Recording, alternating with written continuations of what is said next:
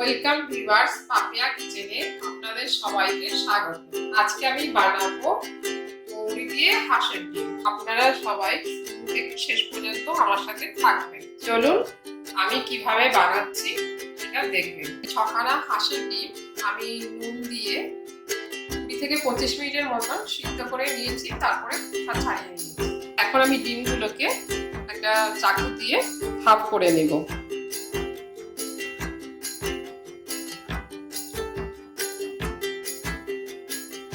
গ্যাসে কড়াই বসিয়ে দিয়েছি। এখন আমি সরষের তেল দিব 2 টেবিল স্পুনের মতন। আমি এখানে সরষের তেল দিলাম। পুরো রান্নাটাই আমি সরষের তেলই করব। তেলটা গরম হতে হতে এদিকে আমি ডিমগুলোর উপরে কিছুটা নুন ছিটিয়ে দিয়ে আর একটু হলুদ পুরো ডিমগুলোর উপরে ছড়িয়ে দিব। তারপরে হাত দিয়ে এগুলোকে ভালো করে মেখে নিব। তেল গরম হয়ে গেছে, এখন এক এক করে ডিমগুলোকে ভেজে নেব।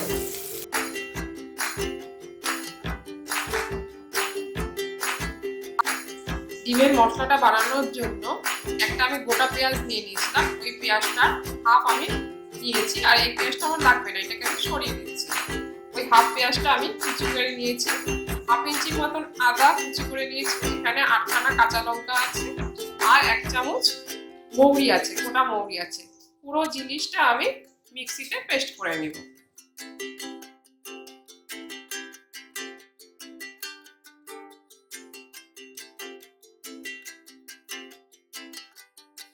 কড়াইতেই আমি 3 টেবিল স্পুনের মতন সরষের তেল দিয়ে দিয়েছি। মশলাগুলো আমার পেস্ট করা হয়ে গেছে। এখন আমি মশলাগুলো কড়াইতে দিব। তেলটা গরম হয়ে গেছে, মশলার পেস্টটা এখন আমি কড়াইতে দিব।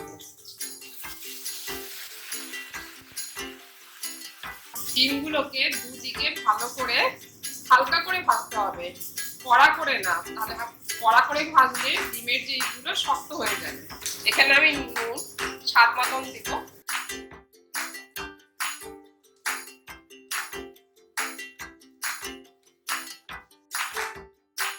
হলুদ দিয়েছি এখানে 1 চামচ, নুন দিয়েছি 2 চামচ, দিয়ে পুরো জিনিসটাকে ভালো করে নাড়বো। এই রেসিপিটা আমার পিসি শাশুড়ি থেকে আমার শাশুড়ি শিখেছেন, শাশুড়ি থেকে আমি শিখেছি। খুব ভালো রেসিপিটা। এটা ভাত রুটি সবকিছুর সঙ্গে খেতে খুব স্বাদ লাগে। গোটা গোটা ডিম বানালে বানানো যেত, কিন্তু হাফ করে বানালে ডিমের যে কুসুমের যে স্বাদটা এটা ঝোলটার মধ্যে পুরো মিলে যায় আর খেতে খুব স্বাদ লাগে। একবার ট্রাই করে দেখবেন, খুবই ভালো লাগবে। এই রেসিপিটা অনেক কম লোকেই জানে। মশলাটা ভাজা হয়ে গেছে। এখন আমি যে মিক্সির বাটিতে আমি মশলাটা বানিয়েছিলাম ওই মশলার বাটিটা ধুয়ে আমি জল দিয়েছি। খুব ঝোল হবে না, ঝোলটা খুব মাখা মাখা হবে। ঝোলটা ফুটে গেছে। এখন ভাজার ডিমগুলো আমি এক এক করে ঝোলের মধ্যে দিয়ে দিব।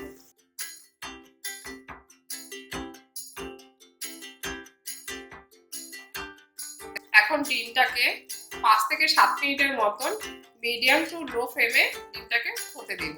7 মিনিট পর আমি ফিরে আসলাম। আমার ঝোলটা রেডি হয়ে গেছে। এখন আমি গ্যাসের ফ্লেমটা আমি অফ করে দিচ্ছি। তারপরে আমি ঝোলটাকে একটা বাটির মধ্যে ট্রান্সফার করছি।